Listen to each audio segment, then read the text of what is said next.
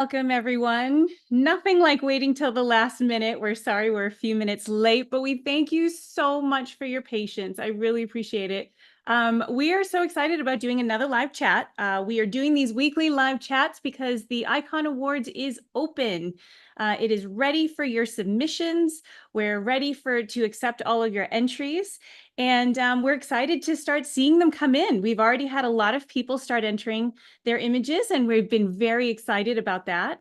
And so it's been really fun to see. We wanted to focus on a different topic every single week, just as a helpful little way for you guys to get some tips and suggestions as you're getting your entries ready to upload.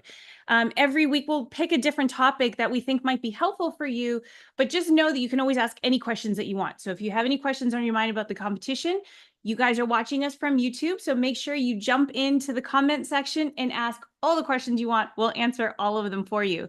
This week, we wanted to talk a little bit about categories and about the rules for those categories and the rules for those definitions.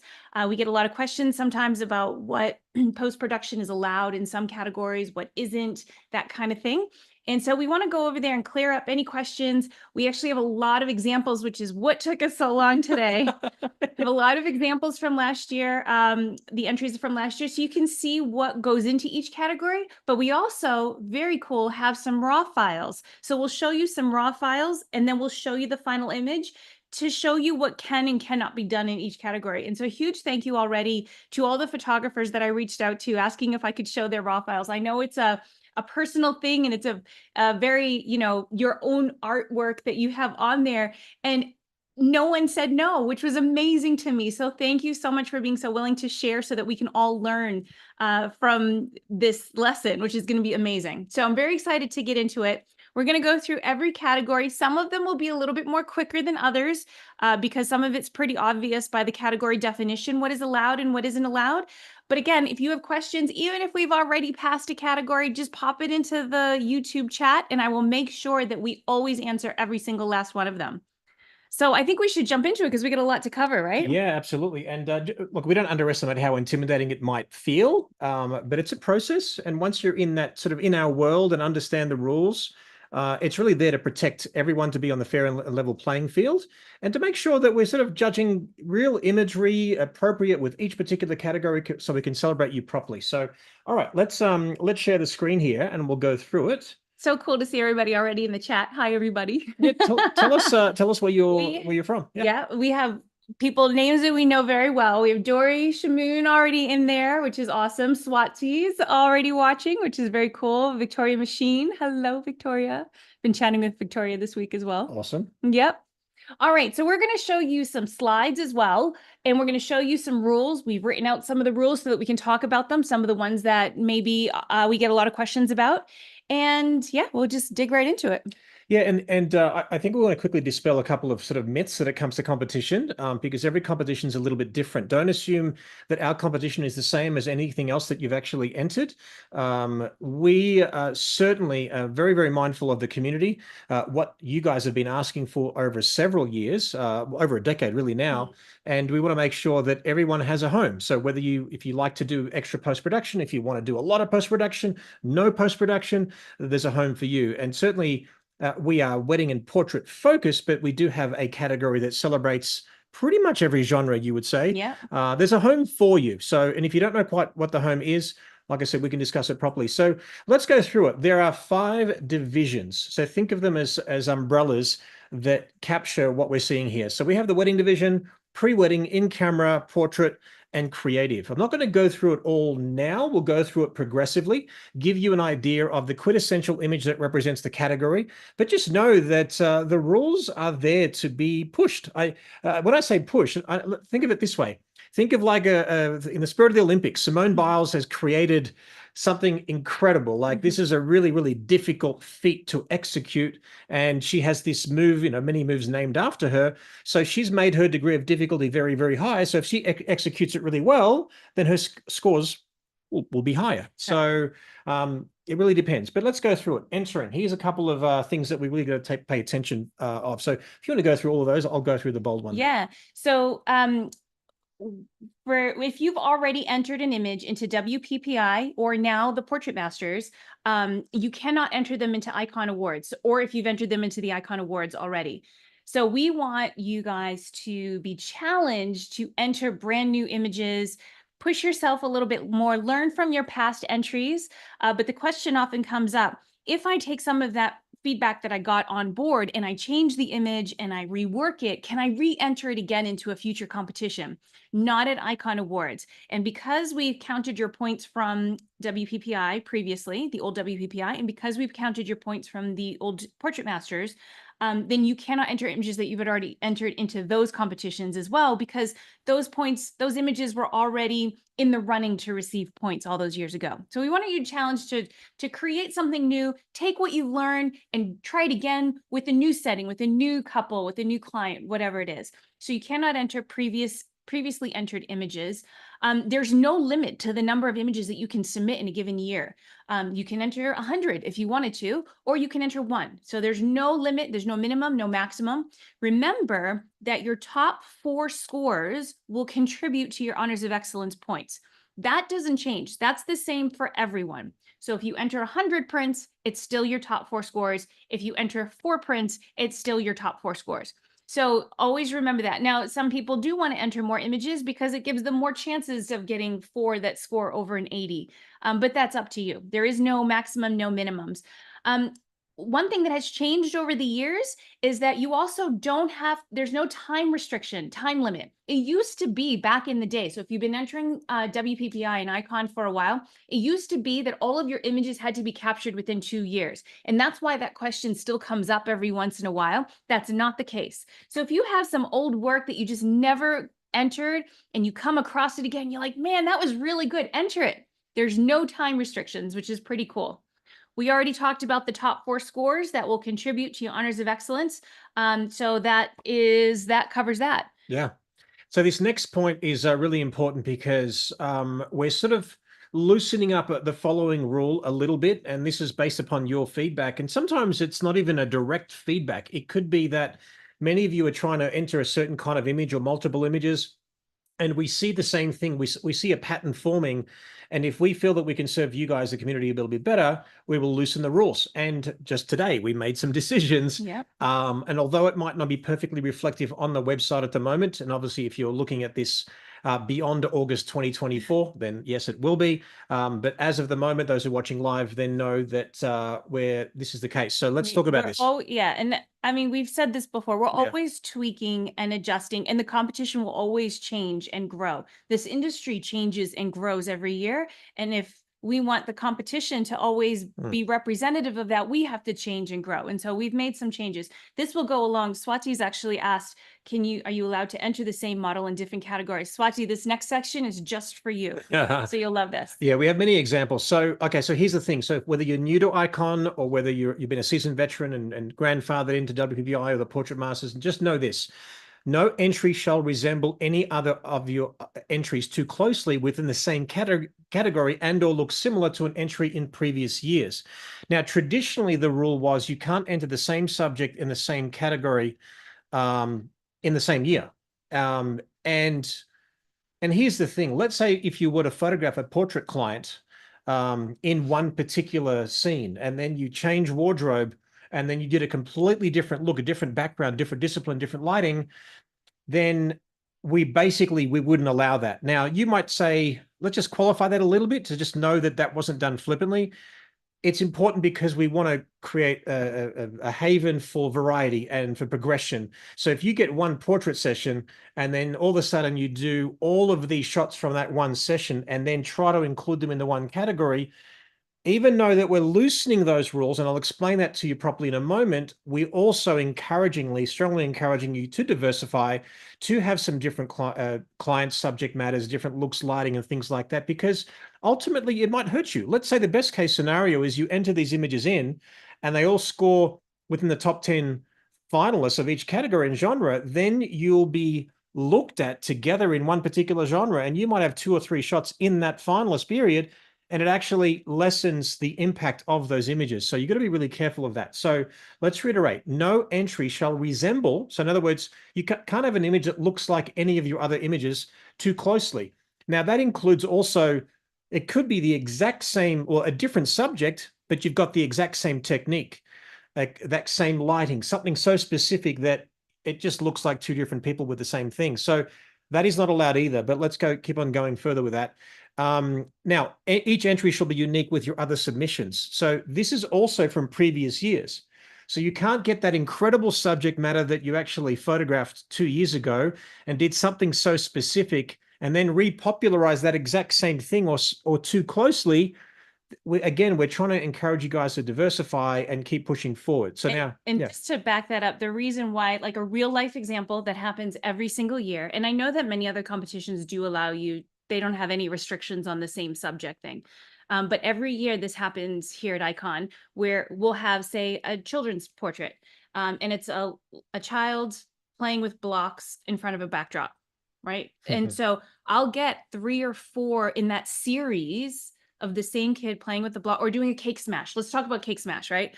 So we have a kid doing a cake smash on a backdrop. I'll get 3 or 4 in that series that are entered into the competition that would, as Jerry said, would not be allowed.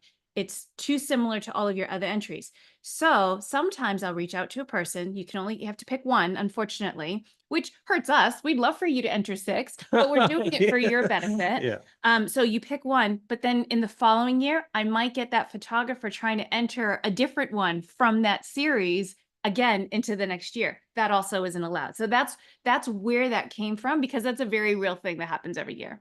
Yeah, and we're going to show you examples now of what isn't allowed. Yeah, let's go through it. I've got quite a few examples. So, and this is just of a recent shoot that I did of a couple. So these are my photographs. Okay, so we have clearly 3 photographs here. This is of a couple in the same particular setting. You can clearly identify this is the entrance of a house and it's of a couple. So someone might enter this into portrait group, or this may be a pre-wedding shoot, whatever it may be. Let's just assume it's a portrait group. Now, what we're saying is you can't enter, you've got to pick one of these 3. You can't do 2 or 3.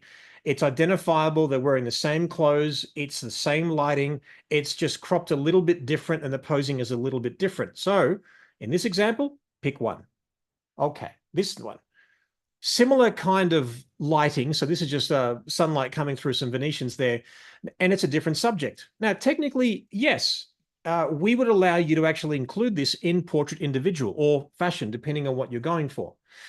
My suggestion is, although both images are allowed, you're lessening the impact of the images. Now, you might say, look, I just want accreditation points and I just want to go for it. And knowing that each image is judged independently, that's totally fine. But just know, as a judge, you can't help but understand or feel that the impact is lessened by those images looking very similar or using a similar technique, and all you've done is switched it out. So, for example, Melissa, what's your, because you vet all the images personally and I go through all the tough ones, but let's say, for example, this image of Rainy on the right-hand side. What happens if you got another model and did the exact same lighting? It would not be okay. Right. It's too similar. This is one of those examples where Jerry said it's such a unique technique that you're doing. And if you were to enter a series with different people using that same thing, it's still identifiable as being in the same type of vein. So it's too similar. It's only hurting yourself by entering both of them. And just so you know, the great thing about Melissa vetting all these images, and again, certainly Melissa's capable of doing everything. Every so often we'll discuss things, but once we set a baseline, things are covered for the whole time. In other words, agree or disagree with the rules, everyone's on a fair and level playing field. And even though that you might enter an image that may belong into a different category, Melissa will actually give you every opportunity to actually include it in a category that maybe you've overestimated the rules and you've put it into a more difficult category. Melissa will go out of her way to do that. So let's keep on going. All right, this one. Now, this image, although the same subject in a different part of the house, it's using a similar technique. We're saying pick one of these images. It's too specific. Like I'm using the same technique, but in a different area. One's standing, one's lying down. Pick one. Okay. These images, they're of the same subject. They're cropped a little bit differently, but there's the same lighting. You must pick one. So you think of it this way. It's not up to us to basically pick your best images. You've got to just commit to one and say, you know what, I think this will give me every single chance. Don't forget too, there are so many of our photographers and icon masters and grand masters and many photographers in our ecosystem, if you want to call it that, who are more than willing to mentor you and giving you some advice as to what will give yourself every chance. Okay, this one. This is also because the technique is cropped close, we're using shadow. It is in a different location. It's so similar. This is where we would say pick one. Okay. Let's look at this one. Again, this is, 3 different images. On the couch, one's vertical, horizontal, a bit wider. You must pick one. They're too similar. Now let's give you another example. Well, you've got one behind textured glass, one outside in full sun, and then one in a doorway. This is where all are allowed. Now, are we encouraging you to include all 3? We're not really encouraging you or discouraging you. You technically can. We will allow all 3, but just know you want to be careful there in trying to put too many images that look similar with a similar color palette, and so on. Remember that one of the things the judges are looking for, especially when they're choosing the finalists, the winners, is they're looking for impact. And if you're using the same technique or the same subject in the same location, whatever, it loses that impact. You're lessening the impact on your own images by including both of them. So you want to have as much impact as possible, because once a judge has already seen it, it's not as impactful when they see it again and again. So that's just another way of looking at it. So although technically we're loosening the rules a little bit, and again, allowing everyone to take advantage of that. When I say advantage of that, think of it just like enough people have entered similar subjects and we're like, we don't want the same cake smash photo in the same category. We're just trying to say that if you're at a wedding and you've got the same couple together wedding day, and then you basically photograph at a different part of the park or a streetscape, and it's different enough, yes, you can allow it. I'm saying to you, enter maybe a couple of these, and then you might keep one and enter it the following year. So you sort of like you're giving yourself every chance. Let's go for this one. Okay, both are allowed. This is basically, you've got one in front of a glass door, then one sort of lying down. It's a little bit different. I'm trying to give you enough anomalies here. So have a look at this one. One was actually using sun reflected off a wall, and one was actually just using the highlight off a sconce on the wall.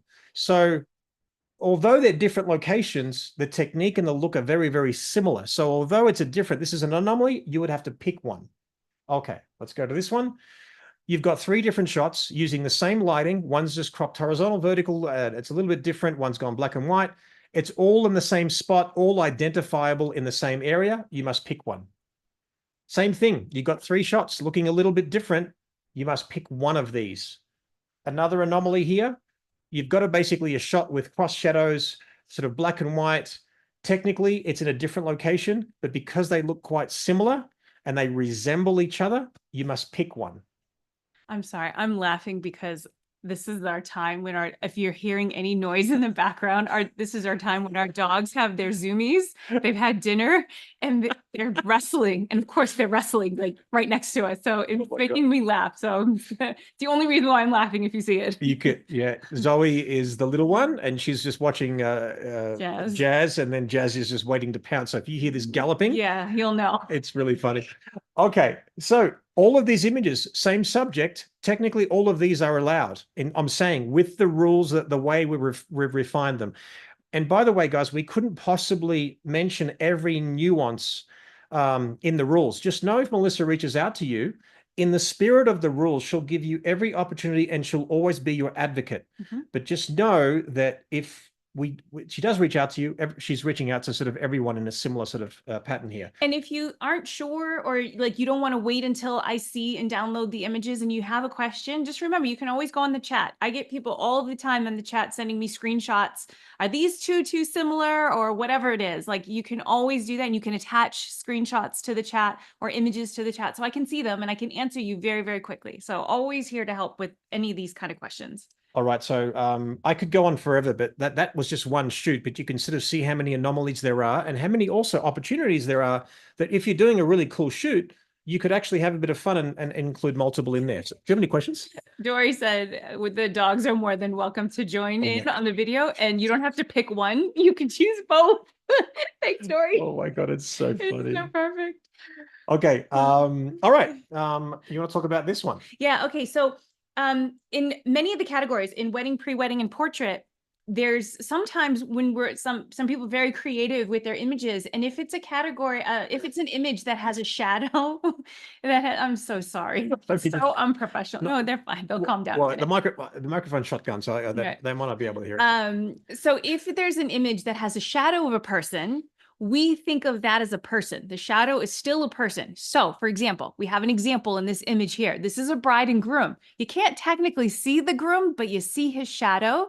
So that's why this image by Savio is in the couple together wedding day, because it's a couple together. Even though you don't see the groom's body, you see his shadow. So we'll show a couple of examples of this as we keep going through the different categories. But if there's a shadow, it is in the couple, it is in the group or couple together or whatever the category is for two people. It counts as two people. And again, just a very brief history there. The reason why we did that is that if we had a bride here and a bride over here, and then a photographer on this side adds all this impact by including the shadow of a groom, or maybe his hand, or maybe we include a groom shot with the veil of a bride or something like that, you are introducing another element that gives you, I wouldn't say an unfair advantage, as long as everyone's allowed the same luxury. So the idea is that we've just quantified that or qualified that as we are saying that represents a human. Therefore, it has to be in the couple together wedding day, whether it's a hetero couple, same sex, doesn't matter, all that kind of stuff. Okay. Gary's asked also if I've started vetting yet. Because you said maybe I should have messaged you first. You totally don't have to message me either. Like I will see it when I'm vetting. So it's only if it's easier for you. Some people just get nervous and don't want to finish uploading until they know, which is when you should message me. Otherwise, just upload it because we can make changes after you finished uploading. You can change the image, we can change the category, we can change all that stuff. I haven't started vetting yet, but I will very soon because the entries are coming in pretty quickly. So I want to stay on top of it. And I want to give Melissa kudos here as well. Just know that she will always pick what's best for the entrant. She will not do what's easiest. If anything, I like how you said that I'm an advocate for the entrant because I do feel like that. no, you are. I'm always like, no. I mean, like, think of it like Melissa's all. Oh my God, sorry. I'm literally about to pants on us. Melissa's always. I mean, we're both always on your side, but Yeah. one person needs to hold the reins of the vetting. And whenever there is a sort of like a, we've pushed the boundaries of the rules a little bit, we have a discussion. And if it needs a further discussion, we have a committee we go to and we discuss it. And then we ultimately make a decision. So, I mean, we're there to, I mean, you're there to just push the boundaries, not break the rules, but bend them and stretch them and see how far you can go. So, all right, this is one where we're not going to bend. Okay. All right, guys. So AI technology, this is the, let's call it the proverbial elephant in the room. AI technology, which many would argue that Photoshop is AI from years ago, but let's say AI in the current form that we understand it as of 2024 can only be used for corrective purposes. Okay, so you cannot produce an image, a scene, or an element or an object that wasn't created by you. All entries in their entirety must have been captured and photographed by the entrant in their entirety. Yes, you can do digital painting and do other stuff, which we'll get to in a moment. But just know, guys, this is a photography competition. I'm not saying we'll never do AI, but at least in the foreseeable future, this is a photography competition. And what qualifies that or not, that's really a conversation maybe for the bar on a different day. Okay, let's talk about post-production. So this is important to understand, and we're going to talk a little bit more and expand on another rule that we've loosened a little bit to give you guys every opportunity to have some fun in these categories. So I'll go through the first few and then you can go through that stuff. So all processing, manipulation, or rendering must be done by the entrant, or at the very least under your direct supervision. So you can employ someone else to do your post-production, but it can't just be, here, I'll send you a file, give me a gold. You have to direct the actual retoucher, the person doing the work, the retouching and the finessing, the finishing with your direction. Okay. And each entry must be 100% photographic in origin. Well, and again, it's yes and no. Let me explain further. In origin and captured by the entrant with few exceptions. Global texture screens are allowed on images except in the wedding photojournalism category. Now, we've got to qualify that a little bit more. Non-photographic filters and actions produced by third parties that enhance the characteristics of an image, but do not add elements or significantly change the intent or content of an image, as in the reality of it, are permitted in all divisions except the wedding photojournalism category. Okay. And Melissa will explain the next one. So yeah, and when we keep talking about the wedding photojournalism category, because that category in particular, it's the only category that has very, very restrictive post-production rules. So a lot of the things that are allowed in the other divisions aren't even allowed in that category. So you just want to, like, if you're going to enter wedding PJ, just make sure you read what's allowed and not allowed. So here's one that we've just loosened the rules. And I want to say thank you to all of the entrants and all of the judges that we have spent time talking to and getting feedback from and picking your brain, because this is a very much community-driven competition, as you guys know. And so whenever we make tweaks, we never do it just because Jerry and I think it's a good idea. We really take so much time to talk to so many different people to get different perspectives and figure out what is the best for the community as a whole. Because if I talk to you and you tell me that this would be a great idea to do this and this and this, it may benefit you, but it doesn't benefit the 3,000 other people that have entered the competition, or I wish one day. But so we have to talk to a whole bunch of people and see what is the common thread that would benefit everyone. So here's one thing. One thing that we have been hearing consistently over the last couple years is that images that are sometimes in the creative division are put in the creative division too easily. Because of the way we had the rules, a lot of people have felt like their images aren't really belonging in the creative division, but because they've done something small, it got put in the creative division because of the way the rules were written, which is how they have been for many years. So we've been hearing that, and we've tweaked that rule now. So we've now expanded what can be allowed in the wedding, pre-wedding, and portrait divisions, and things that maybe before would have put you in the creative division, not so much anymore. So here's an example. There are some elements that are used and that can be allowed in the non-creative division. So wedding, portrait, and pre-wedding. These things include overlays,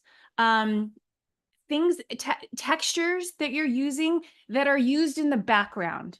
And we were very careful in how we worded this. So we said, provided they are only used in the background and don't alter the three-dimensional nature of an image or the environment that the subject is in.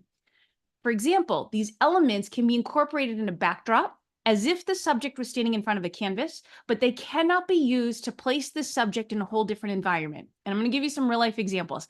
I don't have any real life examples to show you because this is a brand new rule.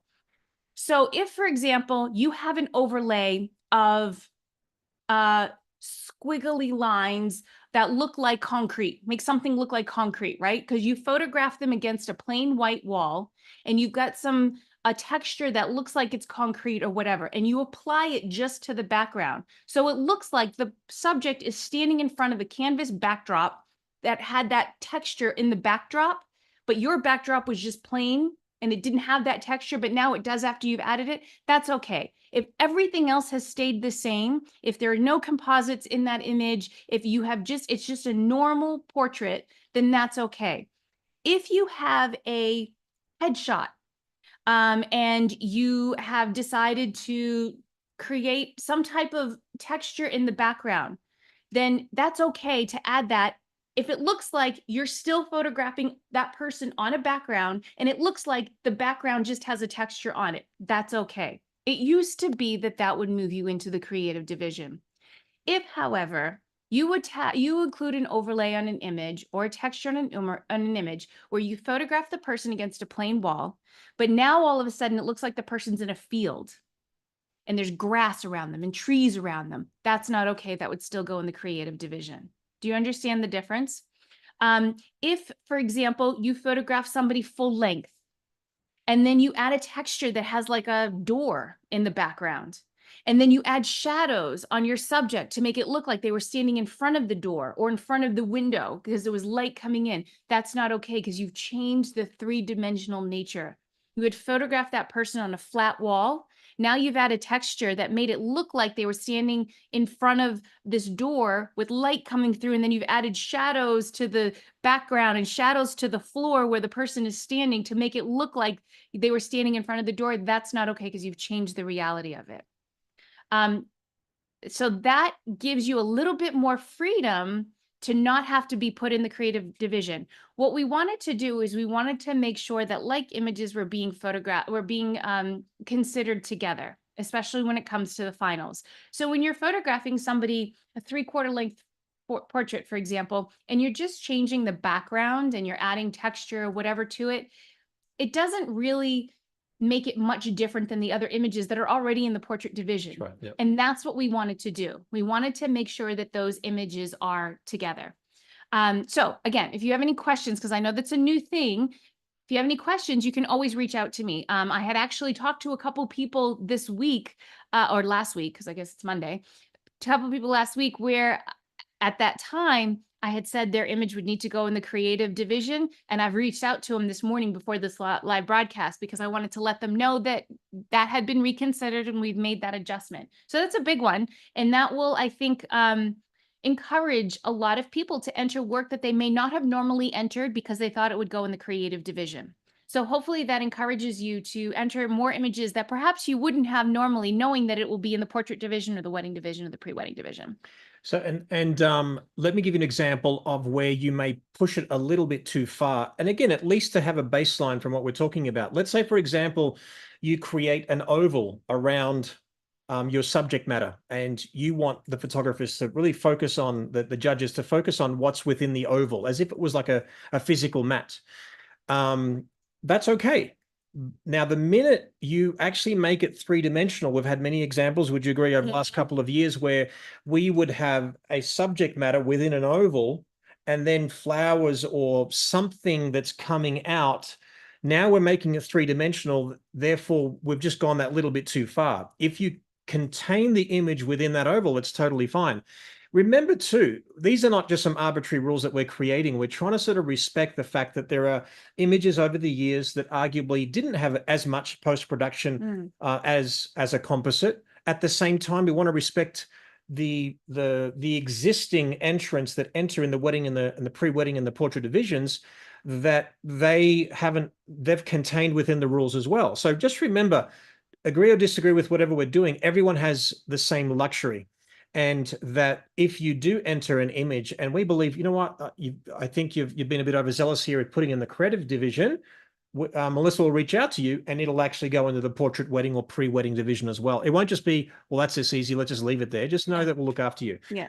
Okay. Non-photographic elements like text, patterns, frames, motifs, and are permitted only in the creative division. Let me just discuss that a little bit. Yes, there's a little bit of gray area, but for example, you could put text over a person's face and make it three-dimensional, which has happened before. That would be creative. The minute we start including graphic elements that you would do digitally, because you could do graphic design and text and things like that, whatever, or you're doing this ornate motif that basically looks like it was done in the 15th century, well, obviously we're just pushing that a little bit far, which means that luxury is given to you, but it's within the creative division. For those who do understand a bit more about the creative division, as in there's more freedom in post-production, including composites, just know that it's important that when the judges are judging those images, no one's judging you down because it's not an elaborate composite. Each image is respected independently, and the judges will actually look at the scoring definitions and will score on its own merits. So yes, execution and degree of difficulty is taken into account, but each image is looked at independently. So go on. I just have to, and I'm chatting with Holly in the chat as well. Holly's got some great images, and Holly, I know you're right that you do have some great examples, because I can think of some of your images that would be perfect examples of that. And Holly even just said of like ovals versus 3D ovals, like some examples of that. So I'll be posting that in the group. So thank you, Holly. And I know I've said that in the chat, but I just want to say, like, I just am so grateful that everyone is so like, yes, like, let's help each other to figure this out. Thank you to everybody who's letting us use your images, and Holly, you too. Like, that's amazing, so that we can share and explain these different changes. And you guys are so cool with letting us share your work, which is awesome. Absolutely. And just to reiterate, use of stock imagery. So you can't just go to a stock library and buy an image. You can't just go to the stock library and get something that that you didn't create. If you're putting a graphic element in, it must be something that you've created and or photographed, okay? So use of stock images or AI generated imagery of any kind is prohibited. Like this includes skies, clouds, props, a tree, a building, illustrations, and like I said, any element that was not created by you. Okay. So hopefully that is all understandable. This is an interesting one. So you can take this one? Yeah. So what is allowed in the non-creative categories? Like we always say composites have to go in the creative division, right? The way that is you can get around that a little bit is when you mat each individual image individually. And this is a perfect example. This is from Belinda Richards, who's an amazing pet photographer. She has photographed all of these dogs and a cat and has individually photograph them, and there's a border around every single one. Now, obviously, she entered this into the digital category competition first, so that's a digital border. This did make it into the finalists, and she had to then individually mat each one on the print. So you have to make sure that there's a white border that goes all the way around each one to qualify, but this was entered into animals and pets because it's individual images that are, that are matted individually. So this is a good example. This is not considered a composite. This is considered to be okay for the animals and pets category. And we're going to share some more examples as we go forward. And although we're obviously explaining a lot of the fundamental rules, please do not believe that you could just watch this video and absorb everything. We strongly, not even encourage you, for your own benefit, please read the rules. And then when you upload your entries, as you may have seen in previous live videos, or if not, just know there is an actual wizard that gets you to answer a few questions, and it will guide you to the category that the program believes you should enter. And if it's done in error, no problem, we can change it out. But we've tried to break it, and we're yet to be able to break it. And certainly with the qualifying or the loosening of the black and white or the gray areas, shall we say, then there is a bit of wiggle room there as well. Okay, let's move forward. So now I want to talk about the divisions. Now, there's 5 divisions as we discussed. There's wedding, pre-wedding, portrait, creative, and in camera. Of the 3 divisions when we say limited post-production, I mean, you can do a lot of post-production within these divisions. Doesn't mean that you should add all the bells and whistles because that's what will make a great entry. Just know that the way of simplifying this, we've just sort of picked the eye out of the rules to understand this, and that is this. This is post-production that complements the original intent of the capture. You're not changing the reality of the image. We're beautifying, we're correcting, and we're representing a finessed version of the original image. Now, there's a few exceptions when it comes to that. Multiple exposure of the same subject to achieve HDR, just for creative purposes. Focus stacking, for example, if you're doing close-ups. If you want to do a head, face, or body swap, we thought that was a shame to disallow that. In other words, if you've got a bridal party shot that's amazing, one person's blinked, well, then just grab the face from somewhere else and then you can pop it in that original one. That's not a problem. If you're removing, let's say, an assistant holding a flash or a strobe or anything like that, no problem. You're not really changing the original intent. You're just correcting it based upon the flash just would not have enough power to reach that particular subject matter. So removing light stands or assistants permitted is permitted in this division. And then if an entry has significant post-production work that significantly changes the reality, we'll say it again, of the original capture, we actually move it to the creative division, even if it's not a composite. In other words, you may do a bridal portrait and you might get that veil that was 2 meters long, and then you've made it 10 meters long and you've swished it all around and made it again fantastical, shall we say, then we have to move it to the creative division. Okay, so I'm not going to read out all these out. They're pretty obvious. We're going to go through them one by one, though. So these are the divisions. So wedding division categories is this. This must be photographed on a real wedding day, coupled together wedding day. So it must be a real wedding day. That's just a very simple, straightforward thing. As we discussed. And here, yeah, this is an example of what is also in the couple together wedding day. We showed this exact example because the groom's shadow is in there. That's considered to be 2 people. That's why it's in the couple together wedding day. Now, I want to show you some examples of retouching that's done in this category. This is thanks to Gavir. You can see the raw file on the left, and then you see the final image on the right. He has flipped it and he has done some work to it. He's And not much at all. no, not too much for this particular one. That's all okay from in this category in the wedding division. Let's show you another one, raw file and the final image. This is one of those situations. This is from Satnam, who he had to remove that assistant with the light box in there, the soft box, and that was okay. This is okay for the wedding division. This is one of those things that a lot of people I have seen over the years don't realize. And so I want you to know that this would be okay. This is still okay to enter into the wedding division. New category.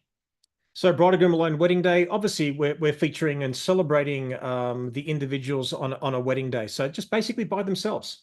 No shadow of someone else, no suggestion of somebody else. Yeah. Totally individually.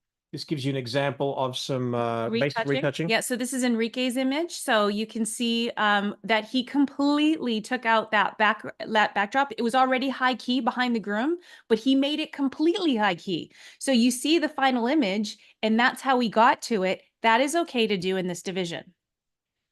So this raises a couple of questions that you may not even be thinking to ask, actually. So this is a wedding party family and friends photograph. Okay, so obviously the minute we included more than the bride and the groom, then we have to look at the wedding party family and friends. Now, I don't know, we don't know this for a fact, so this is really not our question to bear at the moment. This image was included in wedding party family and friends.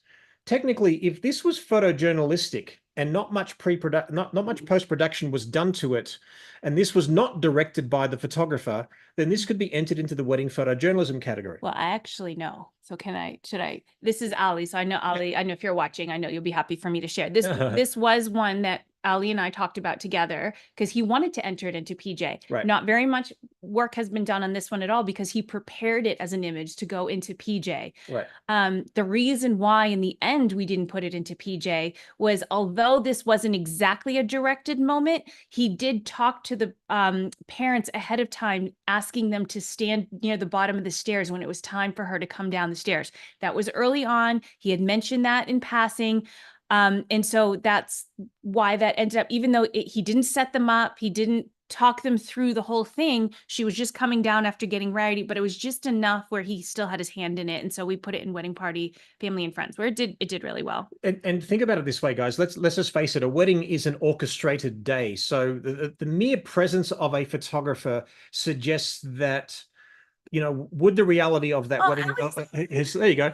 There you go. Would the reality of that particular wedding change the mere fact that the wedding photographer is now present and employed to photograph? We don't know. Think of it this way. If you have, let's say, a wartime photographer going in there, that war photographer wouldn't go in there and tap the shoulder of that soldier to say, can you move this way? Can you move that way? There's no directing whatsoever. So think of it this way. Yes, you are commissioned to be there as a wedding photographer, and your mere presence may change the reality of what's going on. But if you have any kind of hand in directing that moment, like myself, I popularized the idea of doing a reveal with the father many moons ago. Even though that it would happen organically, but I've set the stage to allow so-called photojournalism to happen. We're keeping that sacred. We want to make sure that we respect that particular genre. And this is why this was entered into the wedding party, family, and friends. Which was awesome for this category. I love it. Yeah. Okay. Here's another example. This is obviously a flower girl, but she's by herself. She's not with the bride or the groom, but this was taken on the wedding day. And whether or not she was in the wedding party or not, it is somebody who was at the wedding. Could be a family or friend. And because it was taken on the wedding day, even though this is by herself, this was entered into wedding party, family and friends. And we don't know whether this was a photojournalistic moment. Probably not. Somebody would have put her on there, whatever the situation is, but that's why this one's in the wedding party. So this is also a part of that. Also, by the way, just actually, let's speak about wedding photojournalism if you want to discuss this one. Sure. So this is an example of wedding photojournalism. This is Frankie's image. This was during the speeches, during the reception. As we all know, if we photographed weddings before, this is one of those things that happens at every single wedding. And this was a moment that was not planned, but it was a great capture because of the lighting that was in the reception room.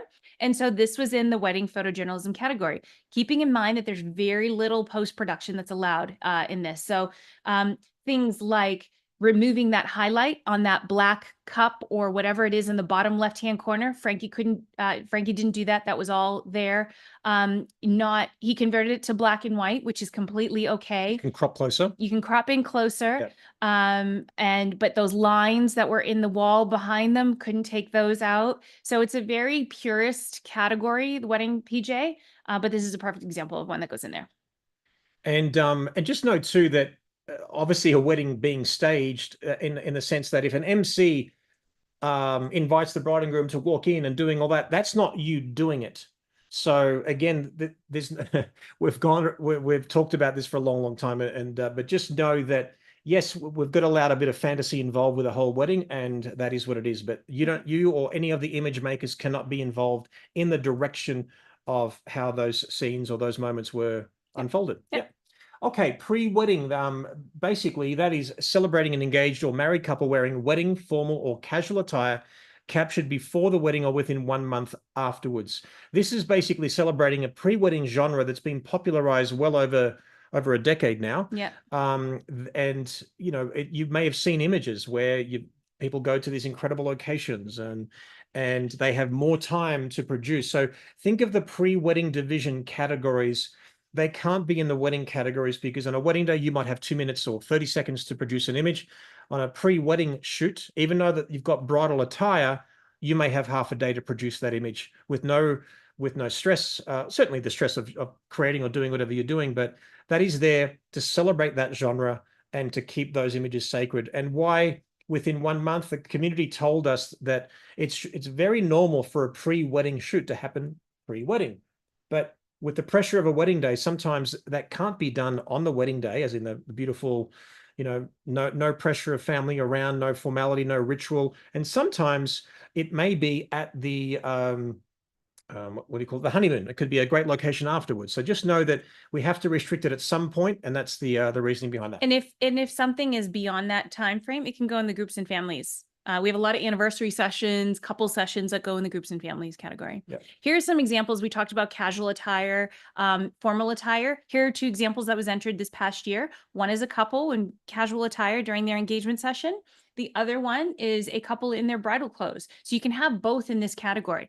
The one on the right, John Macris is just also a good example of another shadow one. And that's why this one's in couple together non-wedding day, because that shadow counts as a person.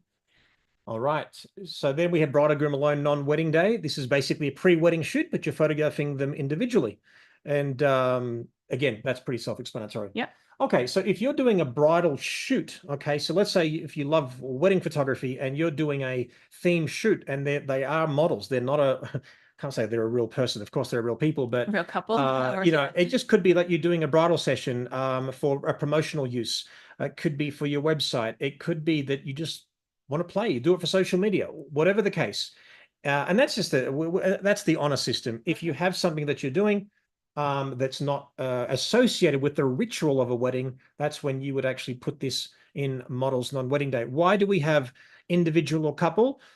When we have enough images in this particular category to separate those into 2 categories, we will do that. So please don't feel like this is just a catch-all category. This is, if you support it well enough, then we'll expand it as we've done other ones. And the reason why we say it can be wearing bridal wear and evening wear is because, this is also a category where instructors who are teaching a workshop might enter images, or you could be doing an editorial shoot for a magazine and you're featuring the bridal party. So we had a great example from Derek Dunlop this past year he did a fashion shoot for a bridal magazine, and it was the groomsmen wearing their kilts and everything like that. And so they were not wearing tuxedos or anything, but that went in this category because they were models and it was for a bridal shoot. So that was a perfect example of that as well. All right, let's move on to the portrait division categories. This is a big one. Maternity. This is pretty obvious, celebrating pregnancy, including women individually or within a group. So here's a couple of examples. Yeah, so we have one example with a pregnant woman with her dog. A dog, I guess that can be considered animals and pets, but she's pregnant, and this is featuring the pregnant woman. So they decide to put this in maternity, which is where it goes. Picture on the right is a woman with her sisters or her friends. She's pregnant. Some of the other women are not.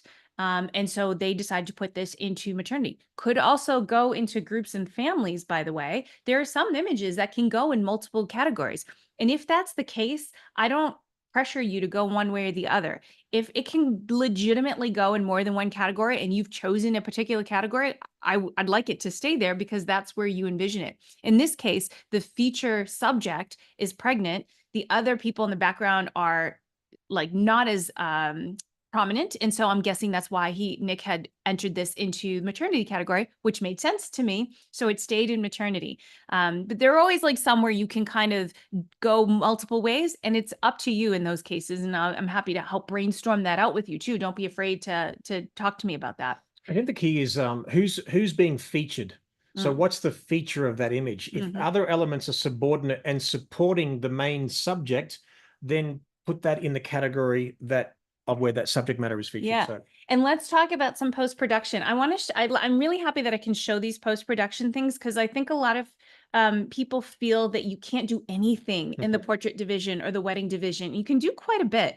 And you can always check with me, like I said, but you can do quite a bit of retouching and post-production work. Here's an example where the lighting is coming up. The softbox is in the frame.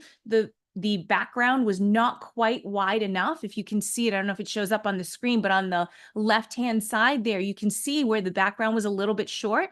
And then you can see in the final image where that was corrected. That's all corrective post-production. That's completely okay. Here's another image by Ivan Duran. And this was in maternity as well. And this is also a lighting situation. How to get rid of those lights, those grids. And you can see the work that he did after the retouching work. You can see the skin retouching and that kind of thing. That's all allowed in the maternity category. So that's a perfect example.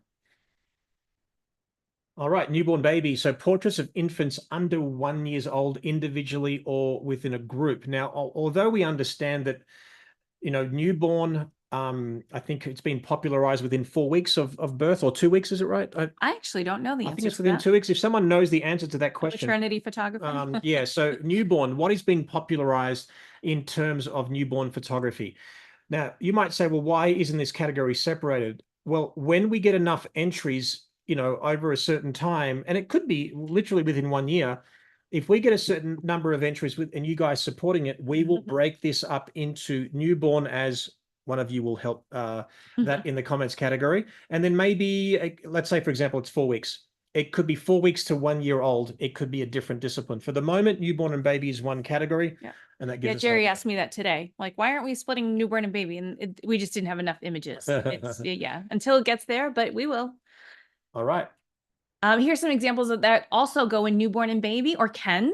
And this is a mom with her baby, and then you have the whole family with their baby. And that, again, the one on the right could go in groups and families if you wanted it to. But this photographer, this is Neil. Neil entered this into newborn and babies. It is about the newborn. I completely understand why he entered it into newborn and baby.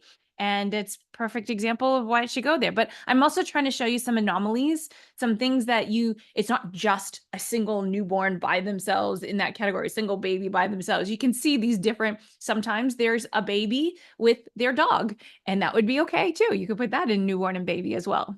Pick the feature. Like you Yeah. can clearly see what Neil's done there on the right-hand side is, this is a baby portrait of a family. Technically, it could go into group. You're celebrating the child. That's the feature. Let's put that into child. Yeah. In newborn baby. Okay, children. So this is featuring from anyone from 1 to 12 years old, including group shots with multiple children that are 12 years old or younger. So that's pretty straightforward. And yep, and Holly's on here. Holly helping us like crazy. Reached out to Holly like 2 hours ago, and I'm like, Holly, can I use one of your images? And she didn't hesitate, said yes. I wanted to show you. I know, again, thank you so much, you guys, for letting me show some of your raw files because I know that's a very personal thing. But you can see Holly's raw file here and the final image. You can see how she's taken out the PowerPoint and the cord there on the left. And that's completely okay. I've had many people come to me believing that they can't take PowerPoints out. They can't take signs, exit signs out, that kind of thing. You can absolutely do all of that stuff in the portrait division and the wedding division and that kind of stuff. So that's why I wanted to include this example. You can take things out a lot. What you can't do is you can't add things in. So you couldn't add a window in here into this image, for example. You couldn't add a whole nother lamp that wasn't there. But you can take things away that are distracting elements. So that's completely okay. So just remind you, correcting, beautifying, finessing. Now, we often talk also about, can you multiply objects in the portrait pre-wedding and the wedding divisions? Well, yes and no. So let me explain what that means. If you are, let's say if you photograph someone in front of a tree, and if you're cloning a leaf, then technically you are cloning an object. But it's basically to fill in the gaps of missing pieces of air. And include one that I wanted to for that reason. Oh, that's all right. But like, okay, so as an example, let's take an example here, Holly's image. Let's say, for example, her dress didn't have, like, it had some spots. So it had some like gaps in this tool or something like yeah, that. like it was torn, or just the tool wasn't as full. You know how sometimes you have like those boudoir robes, or you use them for maternity sometimes too, and there's like some bits of tulle everywhere, but there's lots of netting in between. You can see gaps. You can fill that tulle up to make it appear fuller. That's okay to do. If you have a flower arch, for example, and there's some gaps that it's just a little bare in some spots, like some leaves that are missing there, just to fill it up. You're not creating an entire flower arch that wasn't there in the first place. Right. You're just oomping what's already there, if that makes sense. You can oomph a little bit. So yeah, and let's say, for example, and when we say multiplying objects, so cloning for corrective, finesse, and beautifying purposes is totally fine. If you, let's say, for example, grabbed a couple and then multiplied them and then had them vanishing in a horizon line, well, obviously you're at that point you're changing the reality of the image. So that's where we draw the line there. So again, just remember, short of AI or stock imagery, we're saying that you can pretty much do anything. It just has to be in an appropriate category. Yep. So that's what we're basically saying. Yes, there's nuances to what we're saying, and we're trying to give you those little gray areas. And just remember, up until now, it's always been the children and teenager category, just like it's newborn and baby. Oh, yeah, that's right. It was always children and teenager, but this is one of those examples. Children and teenagers, one of our largest categories last year. So we were like, okay, well, it's time to split this up. So this year we have children from the age of 1 to 12. And then we have teenager from the ages of 13 to 19.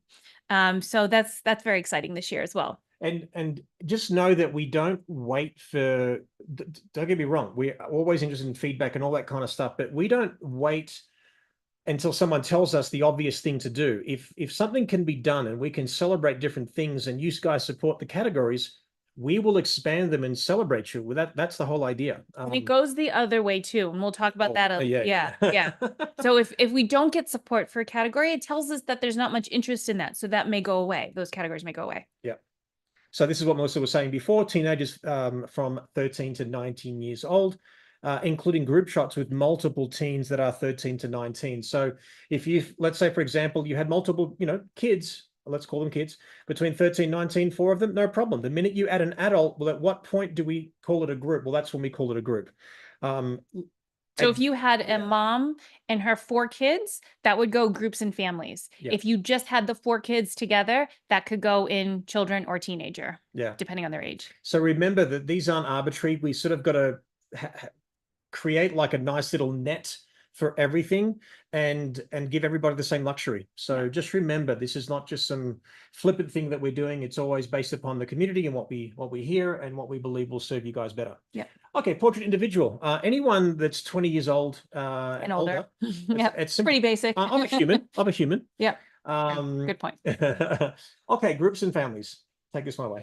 So this is 2 people where at least one person is over the age of 20 years or older. This is an example. So you have the mom and the daughter. This is a group and families portrait. Okay. She's been waiting. I know, she's waiting for pool time. I know. So she's very neat. She keeps going from one side to the other side. I love you. So this is an example of a groups and families. I'm going to show you a couple other examples, which are a bit of anomalies that are in this groups and families category. So these 2 images are actually from a pre-wedding session. So this is one of those where it kind of slips through the cracks. So this is a pre-wedding session with a couple, but their families were there as well. And so the photographer photographed their families. The one on the left is the bride to be, and the mom and the grandmother up at the top. And so I was speaking with Sota, and they were like, I don't know where this should go because it's technically a pre-wedding session, should go in the pre-wedding division. It's a single capture. But where does it go? And because it includes the mom and the grandmother, it went into groups and families, even though it was on the pre-wedding session. Same thing with Yuki's image on the right. That was a bride with her mom and dad, but that was during a pre-wedding session.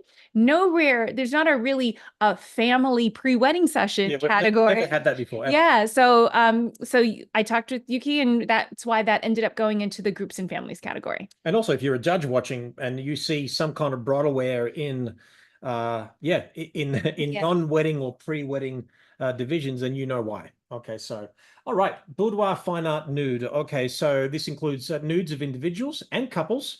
It could be male, female, same-sex, hetero couples, doesn't matter, including semi-nudes, implied nudes, stylized nudes, subjects in lingerie that are consistent with the boudoir genre. And of course, maternity style boudoir must be entered in the maternity category. Yeah, because there is quite a bit of maternity boudoir, which is amazing, but that would still go in maternity because that's the main category that's featuring, is the fact that she's pregnant. I only put one example here because it's kind of hard because we're on YouTube. I couldn't share a lot of the images. And this is the fully clothed one. So just know too, guys, that this is a tough one to put in a box, because we understand what boudoir photography has been popularized over the last several decades, in burlesque and even longer. So, arguably, is it only in a bedroom, which is what boudoir basically means in French. But then what happens if you just do a plain background in a bedroom? Well, that's similar to a studio. So it's hard. There's so many gray areas to compartmentalize, and it was very hard to police as well. So really just know that there's no clearly defined, pretty separate boxes that we can put them in to celebrate this particular kind of genre. So it's tough. It's quite tough. So just for that, but as we get more entries into this particular category, then like I said, we're all ears, and who knows where this goes, but we do appreciate this particular genre. So, all right, this is a fun one. Yeah. I'll let you take this one. All right, animals and pets. This is all animals, wildlife, insects, mammals, pets, dogs, cats, horses, a lot of horses that we get. Non-human things with a heartbeat. Yeah, that go in this category. And it can be multiple. It can have a human in it as well. So they can have a human subject. We get a lot of horses with their owners. We get a lot of dogs with their owners. They can be included in the pets and animals category as well. Here's another example of one by Belinda Richards, where this is an image that has a sequence of images. So remember how we talked about same subject in the same category, and you want to enter a sequence of them? Maybe this is how you do it if you have a sequence of images, because each one of these images is matted and mounted separately. They're each their own image. They are standalone images. I will say this, not many people do this, because instead of one image that the judges are looking at, in this case, it's 5 images, and the judges are looking at each individual image. If you're giving them 5 images to look at, they're going to individually look at the 5 images and then give it an overall score. So if you have 4 really good ones and then one that's just that's going to affect your overall score. So you're making it harder on yourself by giving the judges more things to look at. But this is an example of something that's okay in the portrait division, not considered to be a composite. And although really obvious, can I just say that a lot of people who are intimidated by competition, sometimes it's the simplest ideas, like this one. Yeah. It's a dog in front of a background with some food thrown in, and then just a clever, hey, he or she, the dog is actually, eating up all the food, and then you just see his butt, like he or she, his or her butt. So the idea is that it's simple, but it's actually got impact. So don't overestimate the, like, oh my God, I have to create something fantastical. And sometimes it can be the simplest thing. Sometimes those simple things are ridiculously refreshing. And then sometimes something really ornate and embellished is also beautiful too. Everything has a home, and everything is celebrated independently. And really no images get compared with each other until the finals. And that's a whole other process. Yeah. Yeah. I want to move through some of these because we get some, when we get to the creative division, we have some things we need to talk about. So this is just another example. Animals with their humans, totally okay for this category. All right. Yeah. So this is an important one. So portrait narrative. So think of it like anything that's non-wedding photojournalism. So go for it. Go for it. Yes, but I want to be careful because it doesn't have the same limited post-production rules that photojournalism has. So don't be scared when you hear photojournalism, but it's like Jerry said, it's event storytelling driven images. Yeah. So think of it like, birth, sports, travel, street photography, concerts. And there's many things that you are not directing the outcome of what's in front of you. Mhm. Think of it like you're documenting what's in front of you, and you have the same luxury in post-production that we talked about, obviously in the portrait, pre-wedding and wedding divisions as well. So Yeah. there's some quintessential examples that did really well as well. So okay, creative. This is where we have a little bit more freedom, well, a lot more freedom in post-production. Yeah. And this is where composites, or composites, as we say in Australia, are only allowed in this particular division. Now, let's just be clear, and I want to say this, it doesn't mean that wedding, pre-wedding, and portrait are not creative. Mm. We had to label this something. Yeah. So think of it, this is just a label that encapsulates the idea of that there's a bit more freedom. So freedom category would be a bit more. Also, it doesn't also mean that every image in this right. division is a composite. That is very far from the truth, actually. It's just that if you are doing a composite, it is only allowed in this division. But most, I'd venture to say, most of the images are not composites in this division. So yeah, I mean, I'd say it would be about 80%, and then maybe with give or take, maybe I think it's less, but yeah. well, as in our composites. No, that's what I'm saying. I think it's a bit less. Yeah. Well, here's the thing, guys. Like now that we're loosening the rules and allowing a little bit more wiggle room and freedom with backgrounds and things like that, Yeah. then you'll find that yes, this will just a nice little home for this kind of stuff. So, okay. All right, so let's talk about what's allowed in these. Oh, do you want to talk about this, or do you want to show the examples? I think it's important for Okay. just a global understanding. So, as we've said, that if you change the reality of the original capture, like beyond beautifying, correcting, finessing, like digital painting, extending a veil, multiplying people or objects, mirroring part or half of an image that makes it change the reality. If it's corrective purposes, even then we give you some wiggle room. But so unrealistic extensions of a background. So you could have a backdrop where you're correcting it because you don't have enough room in your studio. That's totally fine. If you also all of a sudden have this couple or subject matter or something in a background, and then you just make it, proportionate to the subject matter, ridiculously long, then you're changing the reality of what's going on. So now, once we've talked about that, now we're actually going to separate those particular subjects in these particular categories. Let's go through it. Okay, so wedding creative is just an image. It's a category where these were taken on the wedding day.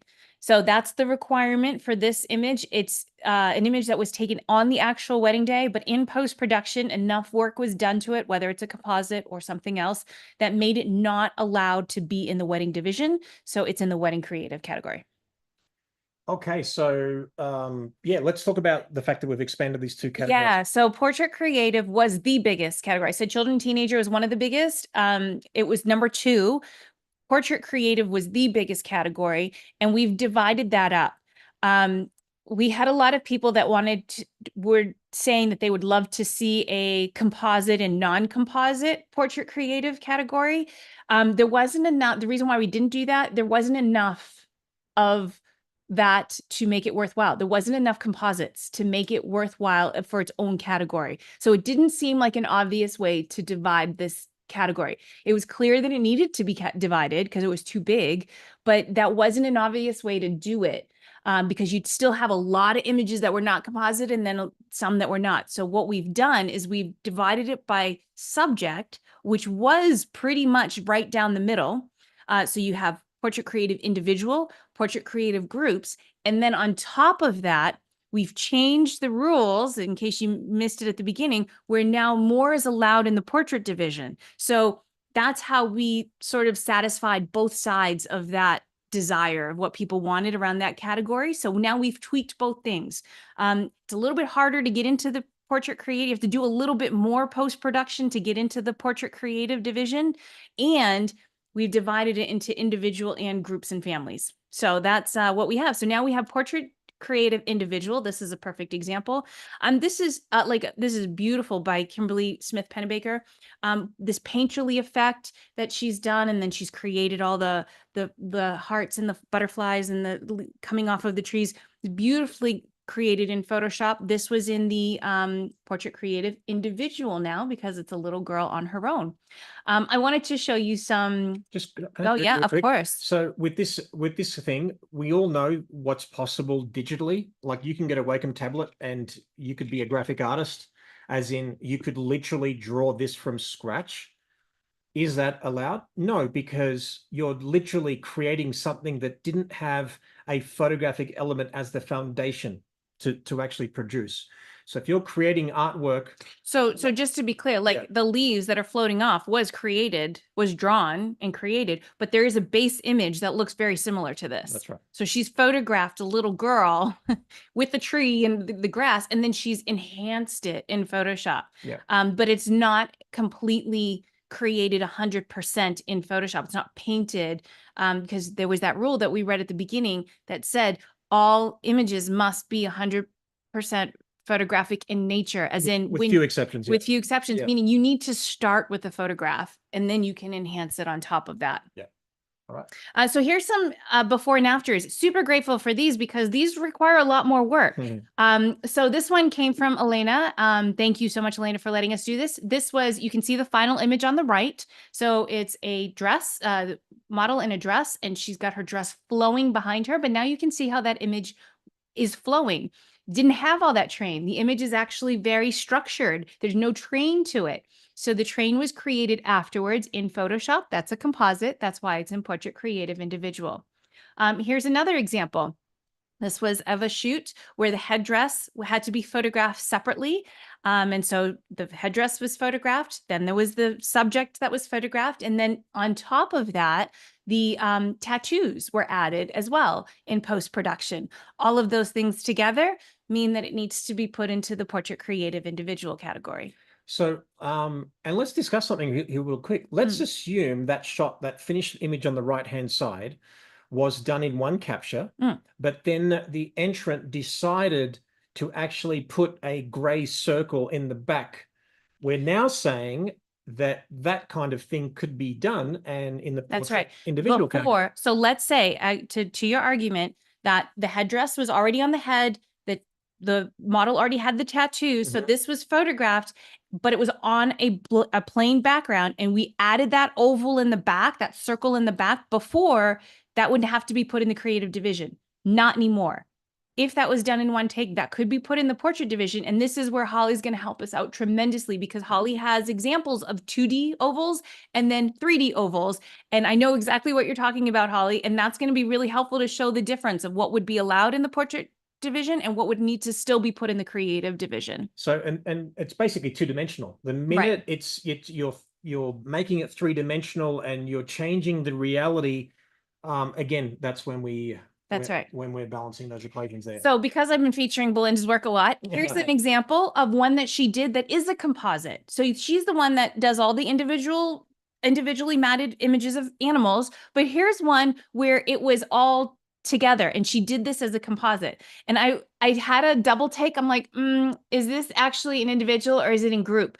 But it's actually an individual, because if you look at the story behind it, this is the life story, a day, like every month for the until the first year of that this dog was born. So from puppyhood to being we had one of these for our babies. Well, when she comes to Vegas one day, I've already told her I'm booking her for a portrait session.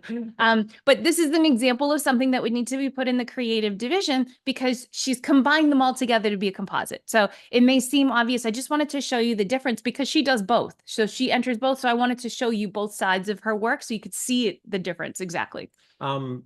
Think of it like quite, when I say elaborate in the execution of this, and very well planned, but look how simple it's actually sort of presented. So it's not this fantastical image that's actually created where you're creating an alternative reality, but still very simple, but so effective. So we're always impressed with Belinda.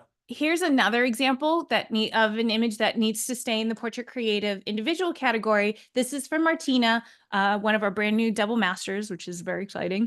But you can see the frame that she's made, and then you see the flower petals that come off of the frame that come just below it. That makes it 3D. You've now changed the 3D nature of it. It's not just a 2D spotlight in the background or a vignette around the entire image. You've now made this into a 3D element, which means it would need to stay in the creative division. And just to reiterate here too, and I don't want to beat a dead horse, but I want to make sure you guys understand. So assuming that everything in that image was exactly the way it was in reality. So, you know, you've got the flamingo, you've got the flowers, everything within it. Kind of was. It was, yeah. So let's say that everything was there and you photographed it on that background. If you then created a two-dimensional matte and then oval, we're saying we're loosening those rules where that will be allowed in the portrait, categories, in the portrait division.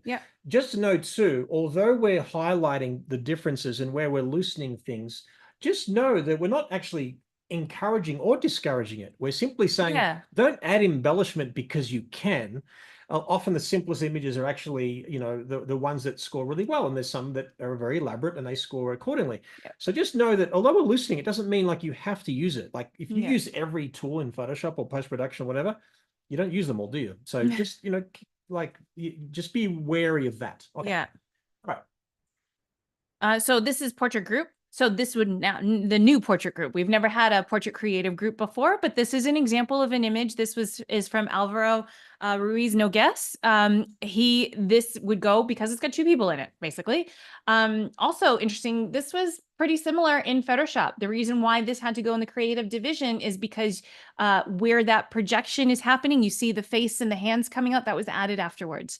So that's why that needed to be moved to creative. Otherwise, this is pretty much what the original looks like. There wasn't like a ghost that in the wall that came out?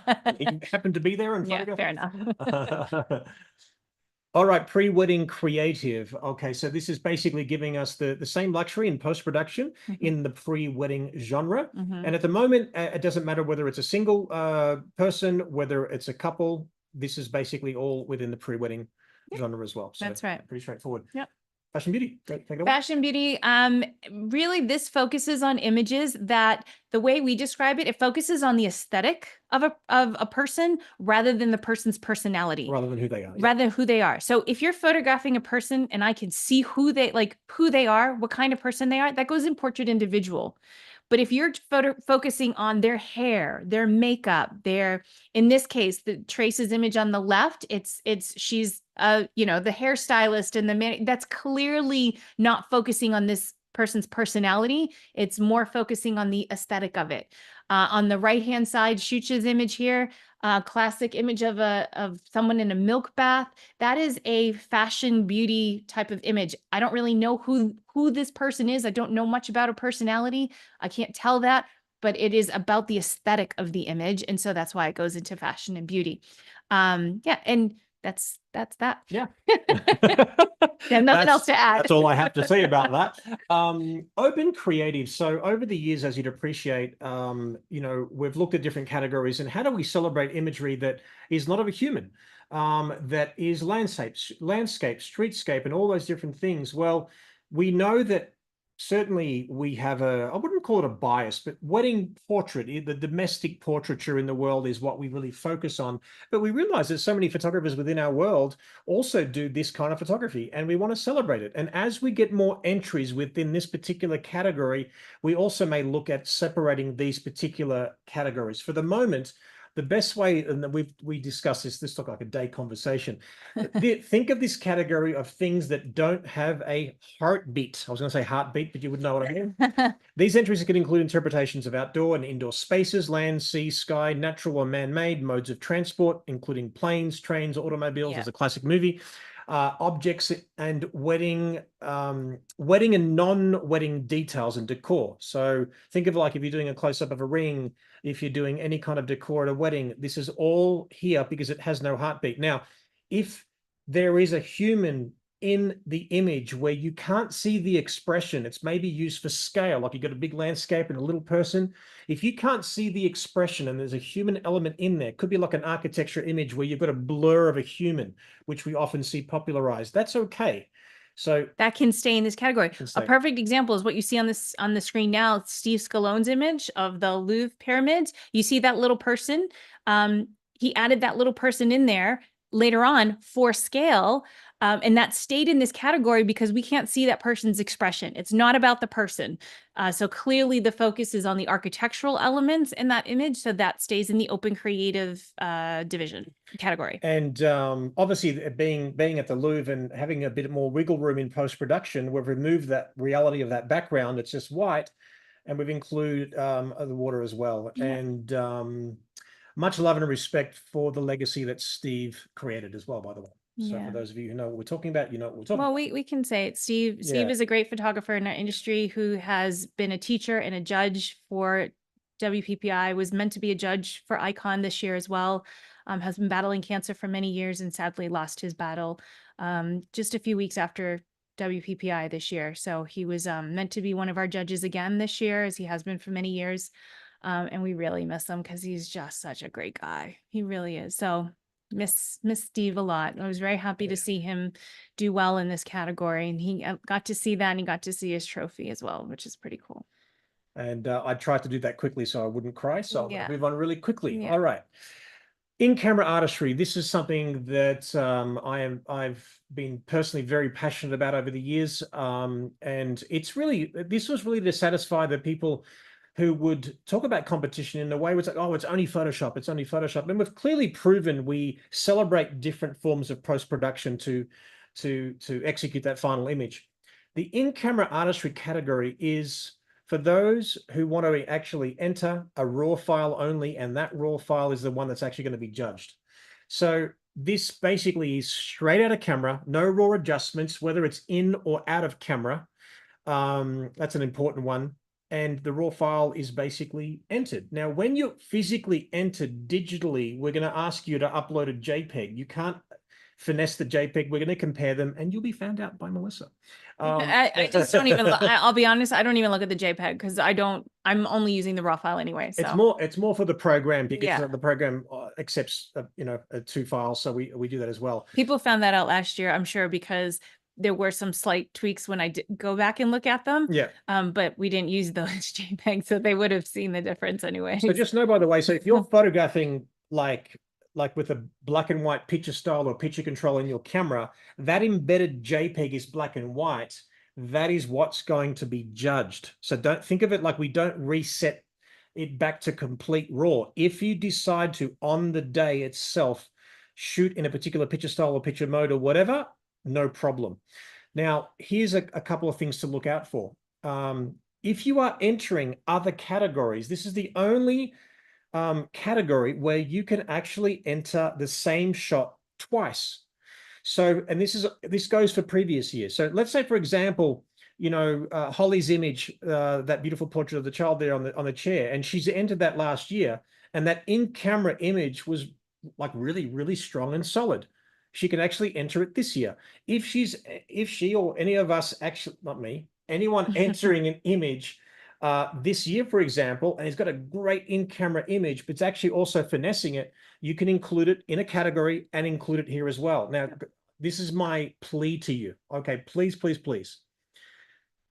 This particular division was not well entered. It wasn't really well represented. The images that won totally deserved it, and an absolute incredible. All I'm saying is that if you guys don't support this category, it's on the verge of actually it not moving ahead, and much to conversations that we've had behind closed doors. And I'm saying to you, I'll tell you, Jerry, I was ready to as Jerry said, the images that were finalists last year deserve to be finalists. They all scored amazingly well. We just did not have as many finalists in those categories as we did in other categories because we just didn't have as many images. So I think we had like maybe 4 or 5 finalists in those categories for each one. We just need more to justify the cost of having specialized monitors there, having judges just for those categories, of having trophies for those categories, being brutally honest with you. So it costs us for every category that's in there. And if we're hearing, based on the number of entries, that it's just not popular, that people aren't interested in entering it, then it doesn't make sense for us to keep it going because it costs us a lot of money to do that. So this is I was saying that we probably shouldn't have it this year. But Jerry loves this category and he feels really passionately about it. And so he said, like, give it one more year. And so we're putting it out there.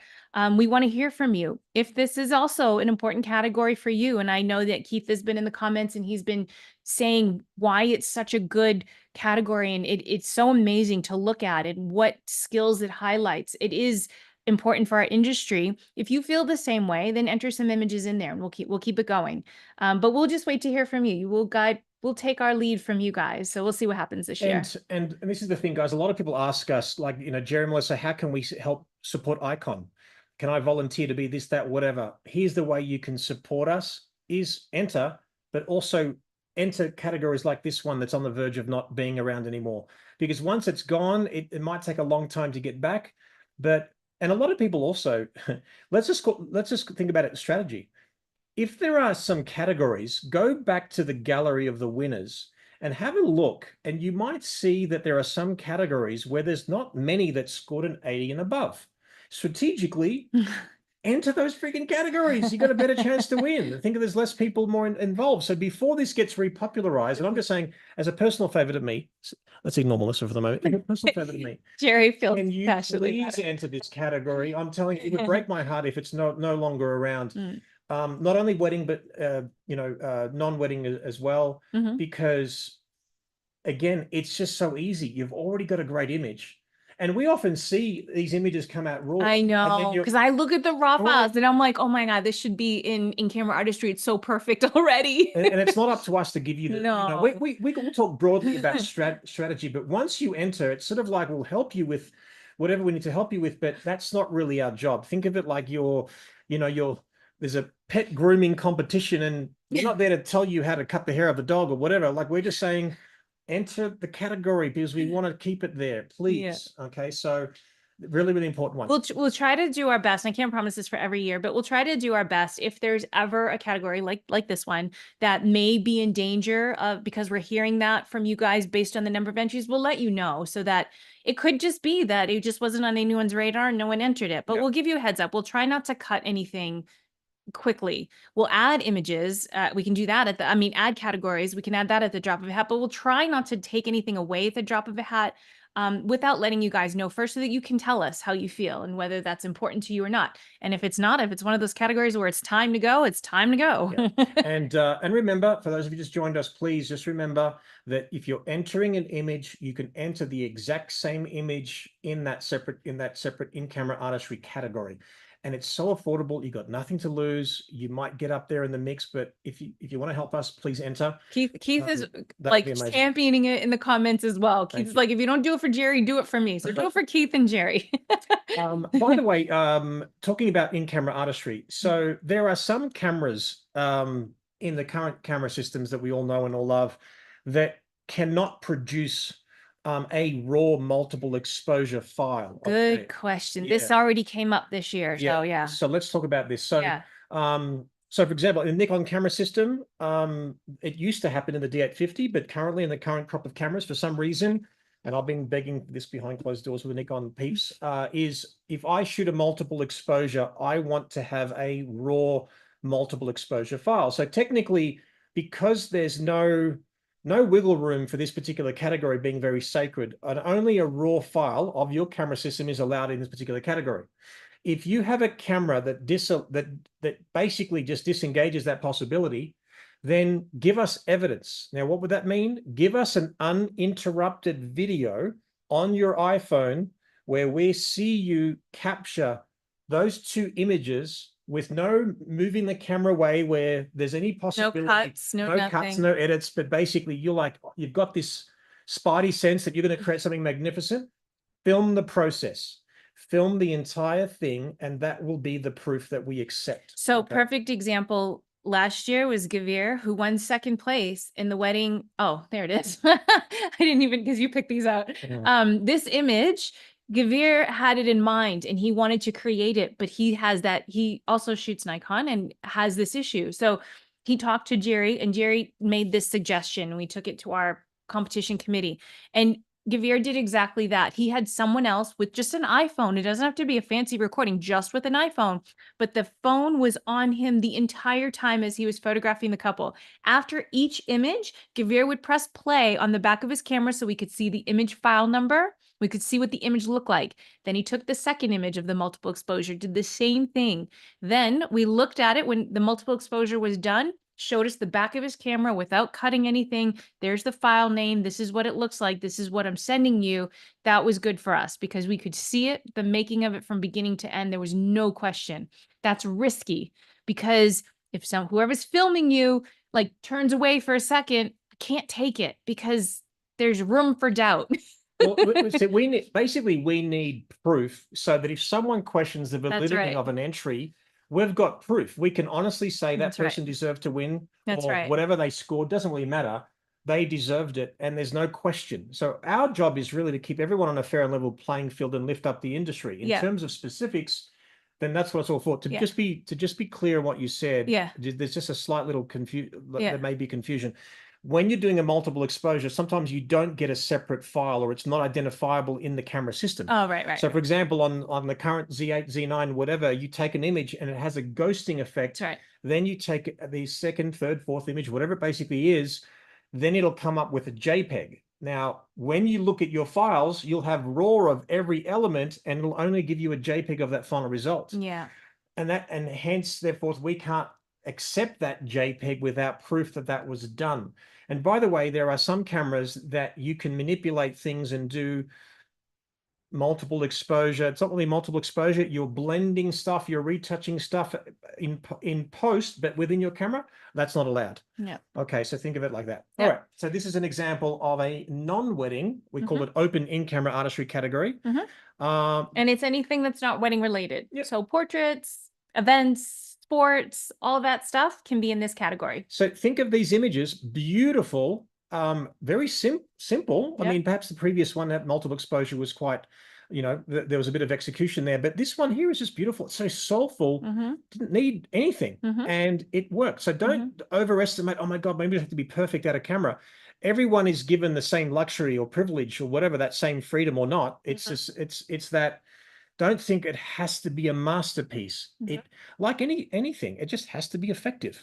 Okay, it has to be effective. It has to be soulful and all that kind of stuff. Yeah, sure. I agree. Yeah, absolutely.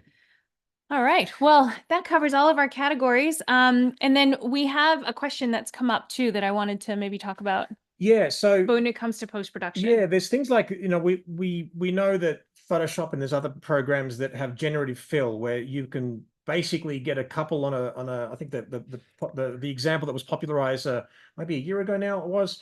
We saw this girl on a balcony, and then we asked generative fill to basically say, rather than a mountain or rather than whatever that particular background that she was looking at or the scenery, it changed into water or it changed into anything else. So think of it like we can't use AI to create any object, subject, scenery that did not exist.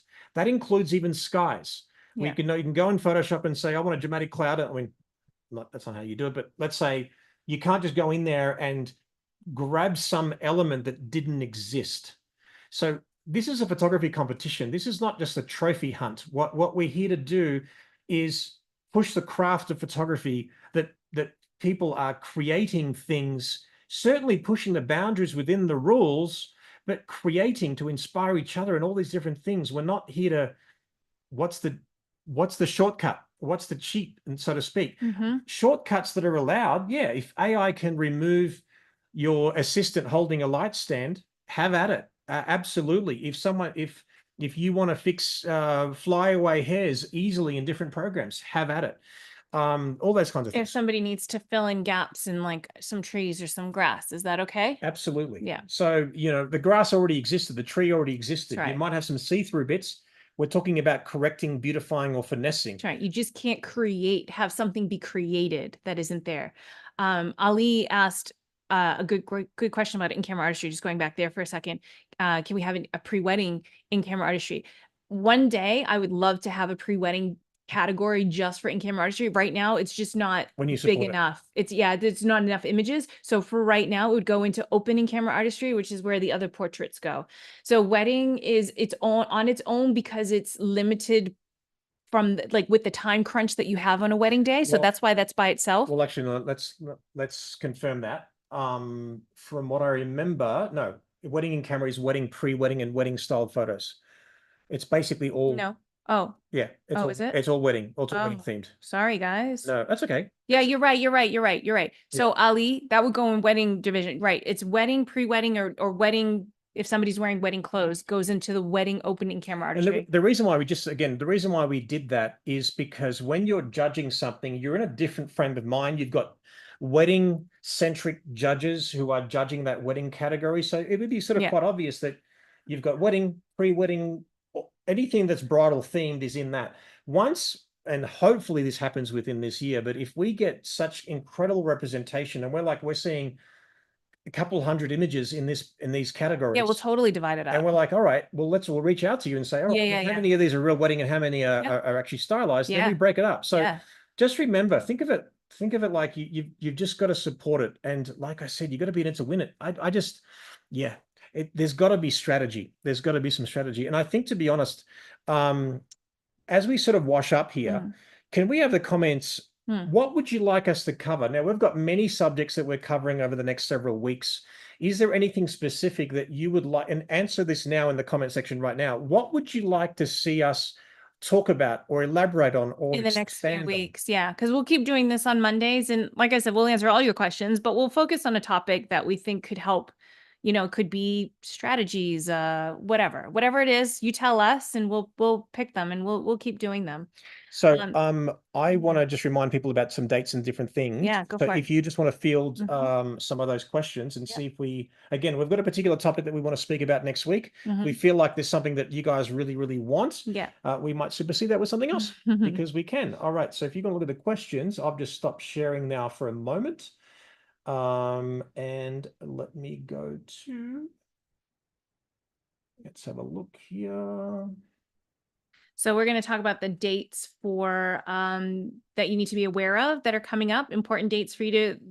Some people are already entering their images, which is great, but we have some deadlines coming up you guys got to watch for. And for those who've just joined us for the very first time, so, just a quick summation is that we have the digital portion of the competition and everything revolves around entering by the end of September, as in October the 1st. You can't just automatically enter a print. You can't get accreditation points in any other way. So basically you have an unlimited amount of entries that you can enter in as many categories as you basically want. Your top 4 scoring entries will contribute to your honors of excellence designation and accreditation points. It's only the top 4. And like I said, strategically, don't just enter 4, enter more so that you give yourself every chance to get at least 4 that contribute your points to. From those entries, you are able to get them critiqued. You are able to get scores. Obviously, you're going to be scored by 5 judges that don't know you personally. It's an all anonymous. You'll get your downloadable printable certificates. So silver distinction, gold distinction, platinum. And then from there, if you score an 80 plus, you will actually be published in a book, which we're very excited about. From there, we're going to get the top 10 scoring entries.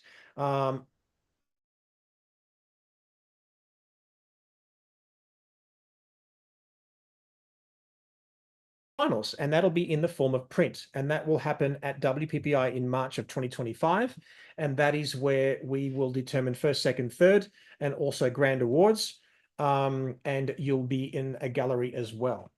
Now, in terms of a couple of important dates and deadlines, we have a particular early bird special, and I'll be honest with you, we did not want to do an early bird. Last year we didn't, because we just wanted to simplify the whole thing.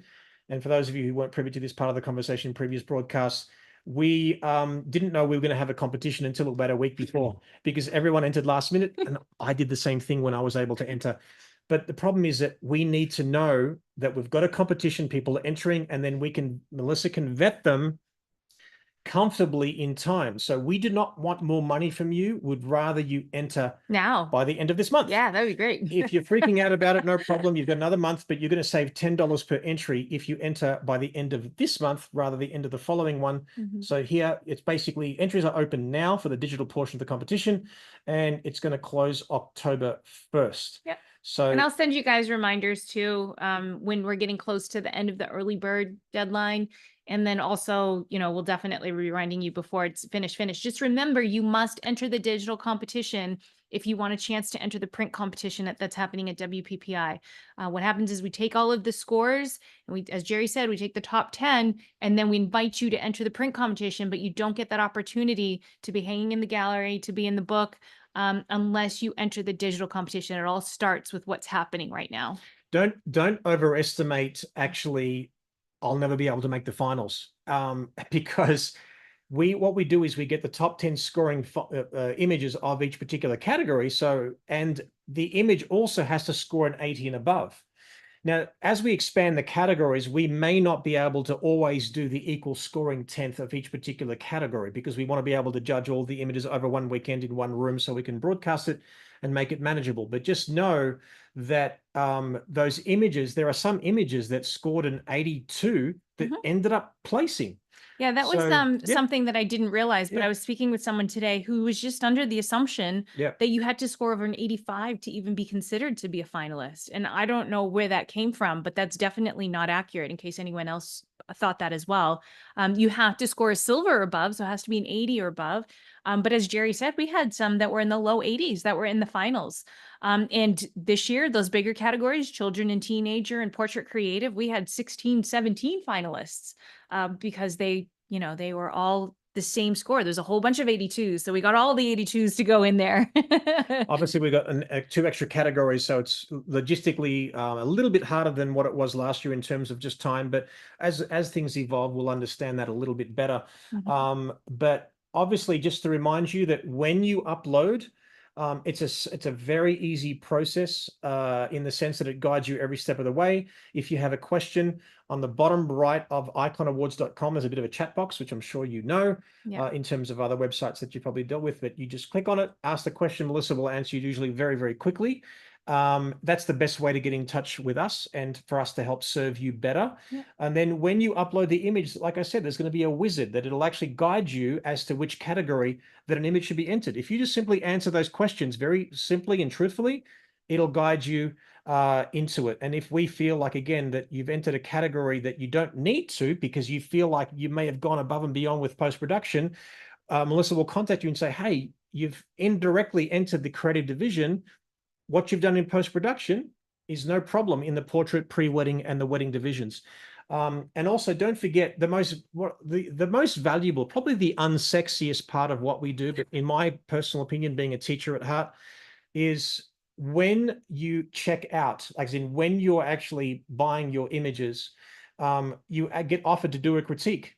And so the critiques that we offer are incredible. They're video feedback critiques. You get to see the judge's face as you hear their expression, their passion, everything they're talking about. And then you can see annotations of their finger. In other words, if I want to point to something and circle the head, or maybe the hair is a bit unruly and I can point to it, those annotations are visible, and even cropping suggestions are there, and it's absolutely invaluable. There's over 400 critiques available for free on the website now.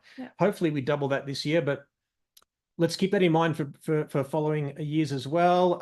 Any questions that you have, please feel free to ask us. We're always available on Facebook and obviously on the website. Yeah, and I know this was a longer than normal chat because we wanted to get through all the categories and we wanted to share those, anomalies and little suggestions when it comes to the rules and what each one means. So thanks for sticking with us. We really appreciate it. And I'm already so excited to see these entries coming in, and we can't wait to see where it goes. So thanks guys. We'll see you next week. Thanks for your time, guys. Bye-bye.